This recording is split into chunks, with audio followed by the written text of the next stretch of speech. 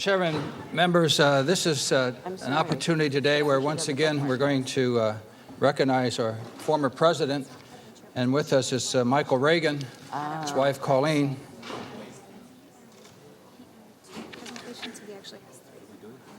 As February 6th on Saturday, we will be celebrating the president's 99th birthday. Larry Greenfield, who's executive director of the Reagan Legacy Foundation, and Jay Hoffman are here as well. President Reagan was a friend, supporter, and role model, and a man of humble background who worked throughout his life serving freedom and advancing the public good. As a lifeguard, a sports announcer, actor, president of the Screen Actors Guild, governor, president of the United States. He brought to the halls of government graciousness and dignity and a determination to improve our nation and preserve liberty for people worldwide.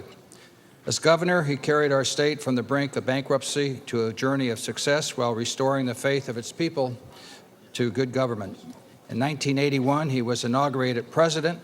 He inherited a disillusioned nation shackled by rampant inflation and high unemployment. And during his presidency, he worked in a bipartisan manner to enact his bold agenda of restoring accountability and common sense to our government, leading to an unprecedented economic expansion and greater opportunity for millions of Americans. And being reelected to a second term, President Reagan earned the confidence of 3/5 of the nation's electorate and was victorious in 49 of our 50 states, a feat unsurpassed in the history of American presidential elections.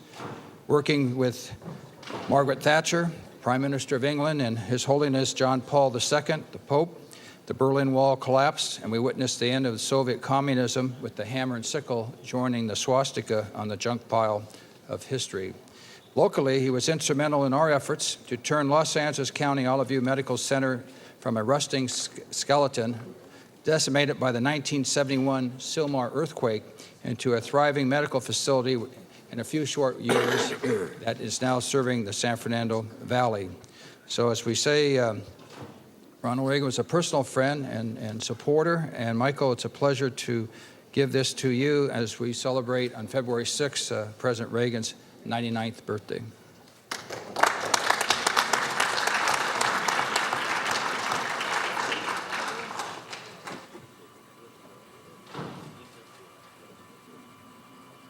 Before I ask Michael to say words, there's a short video that we're going to show Tony. Is it on?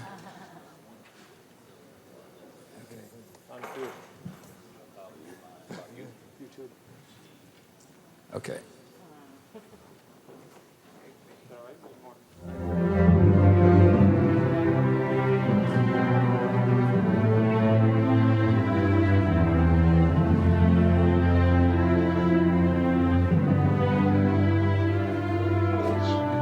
Stand there in the polling place and make a decision.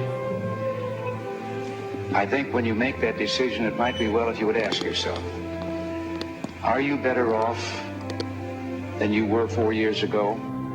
We have every right to dream heroic dreams. And after all, why shouldn't we believe that? We are Americans.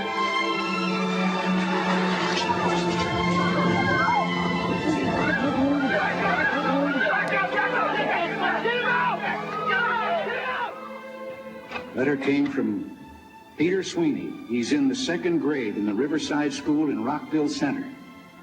And he said, I hope you get well quick, or you might have to make a speech in your pajamas. Let us be sure that those who come after will say of us in our time, that in our time we did everything that could be done. We finished the race, we kept them free, we kept the faith.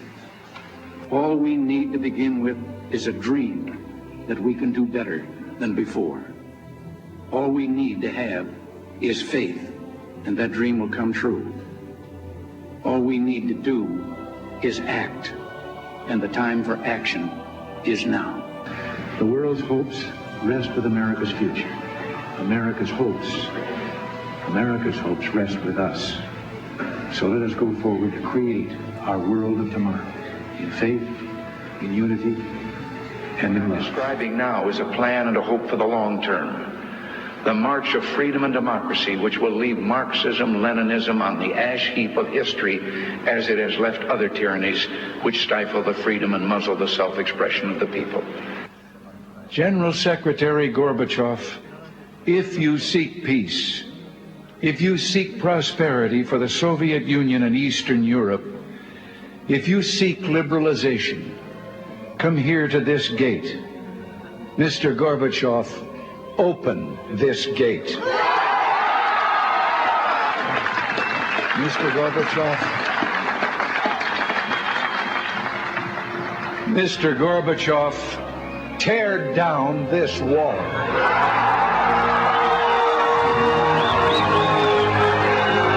Despite our repeated warnings, Gaddafi continued his reckless policy of intimidation, his relentless pursuit of terror. He counted on America to be passive. He counted wrong. I warned that there should be no place on earth where terrorists can rest and train and practice their deadly skills. I meant it. I said that we would act with others and alone if necessary to ensure that terrorists have no sanctuary anywhere. Tonight, we have. Not at all, Mr. Truitt, and I want you to know that also I will not make age an issue of this campaign. I am not going to exploit for political purposes my opponent's youth and inexperience.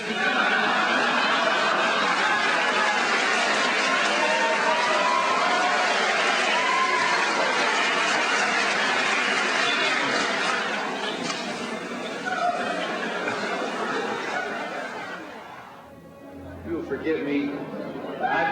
I'm gonna do it just one more time. You wait and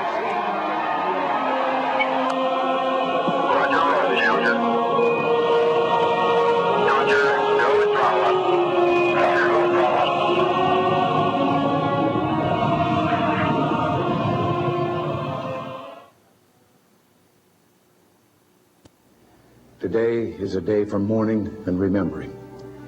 Nancy and I are pained to the core by the tragedy of the Shuttle Challenger. We know we share this pain with all of the people of our country.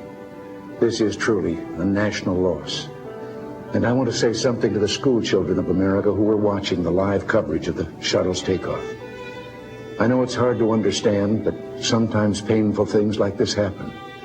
It's all part of the process of exploration and discovery. It's all part of taking a chance and expanding man's horizons. The future doesn't belong to the faint-hearted. It belongs to the brave. The crew of the Space Shuttle Challenger honored us for the manner in which they lived their lives.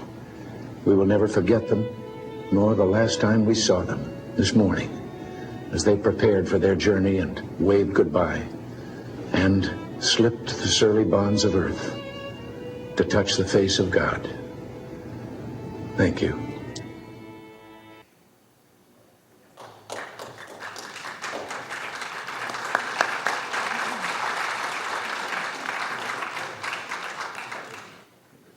Michael Reagan. Oh, Supervisor Antonovich, Madam Chair, Board of Supervisors, so good to see you again. I don't know how you follow that, except to say, well, there you go again. It's an honor and a privilege for me to be here to receive this on behalf of my family, on behalf of my father. This Friday, I'll be speaking at Eureka College in Illinois. Saturday, I'll be in Tampico, Illinois, and also in Dixon, Illinois, where he was born and raised, celebrating my father's 99th birthday. As I watched this, though, I thought not only about the things that he accomplished as governor, as president of the United States, but I thought about a liberal friend of mine who I met coming out of the gym not too long ago. His name was Alec Baldwin, fine actor, well-known liberal. And we talked to each other, and I went up to him and I said, Mr. Baldwin, I appreciate your acting. By the way, my mother's Jane Wyman. And he looked at me and I said, well, I had two choices. Either tell you my mother was Jane Wyman and stay standing, or tell you my father was Ronald Reagan and maybe hit the ground. And he looked at me and he chuckled and he said, you know something? He said, I want to tell your family something. was having a conversation the other night with some very dear friends of mine. And he says, you know, I'm liberal. I bleed liberal blue. But he said, I've come to realize I really like to have your father back. And I looked at him, I said, really, why would that be? You disagreed with everything he stood for. He says, yes, I did. But I didn't realize then what I realize now. Your father had a good soul. And what the world needs is that soul back. I wish we had him back. I wish we had that soul. But I have it in my memory, and all of us do, because of what he accomplished. Again, thank you so very much.